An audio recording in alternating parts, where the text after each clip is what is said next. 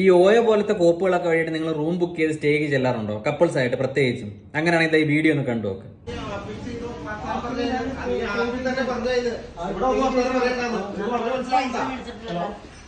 Travel Kerala റൈഡിന്റെ ഭാഗമായിട്ട് ഞാൻ ഇറങ്ങിയിട്ട് വാരാപ്പുഴ നിന്നുകൊണ്ട് ആലുവയിൽ ബുക്ക് ചെയ്തിട്ട് അവിടെ ചെന്ന് കയറി കൊടുത്തു രാത്രി. അവിടെ ചെന്നപ്പോൾ റൂമില്ല.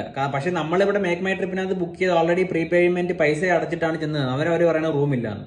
അപ്പോൾ റൂം ചോദിച്ചപ്പോൾ അവർ പറയാം അങ്ങനെയാണെങ്കിൽ നിങ്ങൾ കസ്റ്റമർ കെയർ വിളിച്ച് ചോദിക്കുക, അവർ റീസ്കെഡ്യൂൾ ചെയ്ത് തരും. അല്ലാന്നുണ്ടെങ്കിൽ എന്താണെന്ന് വെച്ചാൽ അവർക്ക് അറിയത്തില്ല, അവർ ആപ്പും കോപ്പുമായിട്ടൊന്നും അവർ ബന്ധമില്ലെന്നാണ് പുള്ളിക്കാരൻ പറഞ്ഞു.